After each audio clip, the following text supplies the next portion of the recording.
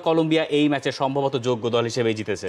Definitely Argentina যতটা নিজেদের খেলা নিয়ে আসলে ওই ম্যাচটায় ফোকাস ম্যাচের পর হয়েছে, এর বাইরেও তাদের ম্যাচের সময়, ম্যাচের বাইরে নানা ঘটনা নিয়ে আসলে তাদের কনসেন্ট্রেশনটা ঘুরিয়ে ফেলতে হয়েছে। বলছিলাম না যে গরম দিয়ে আসলে মানে মাথাও গরম হয়ে গিয়েছিল আর্জেন্টিনা ফুটবলারদের, আর্জেন্টিনাকে টপকে যেতে, এবং শেষ পর্যন্ত তাই হলো। কোপা আমেরিকার ফাইনালটা কিন্তু জমজমাট হয়েছিল। লাউতারো মার্তিনেজকে শেষ মুহূর্তে গোল করতে হয়েছে ওই ম্যাচটা ছিনিয়ে আনতে।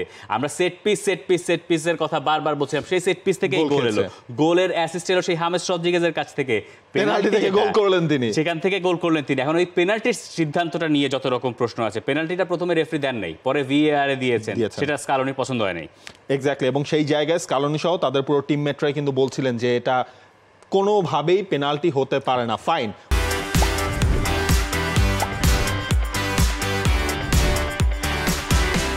ওটা পেনাল্টি হয়েছে, কারণ এরপরও আর্জেন্টিনা যেহেতু একটা বিশ্ব চ্যাম্পিয়ন দল, লাতিন অঞ্চলের ক্রাউন তাদের কাছে আছে। এক গোল খাওয়ার পরে স্কালোনি মানে অবাক হয়েছেন সেটা যে আর্জেন্টিনা দলের ফুটবলাররা মাঠ থেকে মনে হচ্ছিল যে তারা হারিয়ে গেছে। আর্জেন্টিনা হারে না, কম হারে, বাট ওই জিনিসটা হারলে ওই ম্যাচের বাকি সময়টায় ইনস্ট্যান্ট কোন ধরনের রিয়াকশনটা দেখাতে হবে সেটার সাথেও তো আর্জেন্টিনার দল ইউজ টু না। দেখেন, যখন নিকো গনজালেস গোলটা করলেন, স্কালোনির রানটা ইকুয়ালাইজ করলেন, আর্জেন্টিনা সমতায় ফিরল। আমি লিওনেল স্কালোনিকে ওয়ার্ল্ড কাপ জেতার পরে, এটা সবাই দেখেছেন, ওয়ার্ল্ড কাপ জেতার পরেও এই ভদ্রলোকে এরকম সেলিব্রেশন করেন নাই, কারণ কিছু কিছু জায়গায় তিনি জানেন যে চ্যালেঞ্জটা আসলে কোথায়। যখন আর্জেন্টিনা ওই গোলটা পেয়ে গেল, আর্জেন্টিনা ফার্স্ট হাফে খুব বেশি সুযোগ তৈরি করতে পারে না, ইনফ্যাক্ট পারেই নাই। তো ওই আলভারেজের একদম ওই আলভারেজের সেটাও আসলে একটা গিফট, টাইট অ্যাঙ্গেল গিফট বলা যায়। তো এরপরে যখন সমতায় ফিরলো, তখন তিনি ভাবলেন যে না, ঠিক আছে, এবার বোধহয় আমরা উদ্ধার হয়ে গেছি, অন্তত পক্ষে হার তার দল এড়াতে পারবে, যদিও ম্যাচের একটা লম্বা সময় তখনও বাকি ছিল। তিনি হয়তো এক্সপেক্ট করেন না যে ওখান থেকে তার দল আসলে পেনাল্টিটা দিয়ে দেবে। নিকোলাস ওতামেন্দি তার স্পিড দিয়ে তিনি ভুগছিলেন। এখানে একটা বড় চ্যালেঞ্জ সবসময় ছিল যে লুইস দিয়াজের স্পিড আসলে কতখানি ভোগাবে, এবং রাইট ব্যাক পজিশনে তো চেঞ্জও পরে এলো, মলিনা, মন্তিয়াল, এই চেঞ্জগুলো সবসময় ফার্স্ট হাফে মন্তিয়াল খেলেছেন, সেকেন্ড হাফে মলিনা খেলেছেন, চেঞ্জগুলো স্কালোনি করেছেনই। কিন্তু দিবালাকে যে 5 মিনিট খেলানো হলো, গার্নাচো যে নামলেন না, এইটার অনেকে জানতে চাইছেন যে আর একটু সময় দেওয়া যেত কিনা দিবালাকে, যে ম্যাচে খুব ফিজিক্যাল গেম হচ্ছে।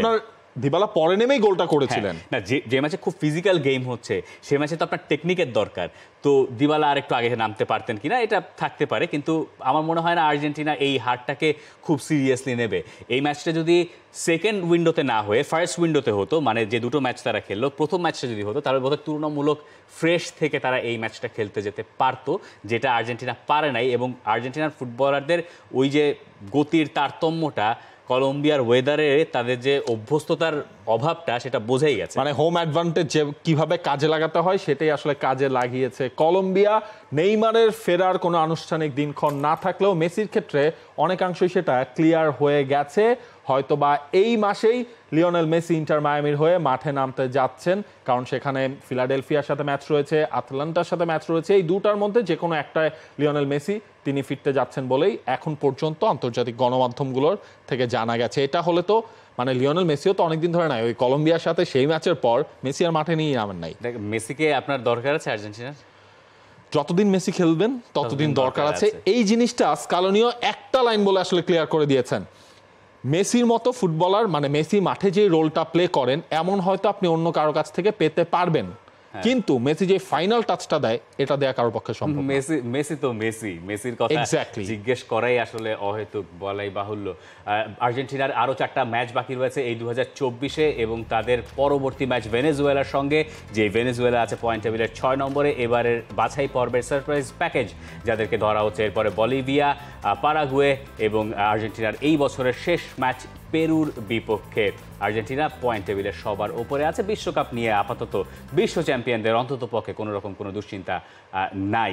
For more updates, subscribe to our YouTube channel and click on the bell icon. Follow us on Facebook and Instagram. Download T-Sports app to enjoy exciting games and highlights. Visit tsports.com.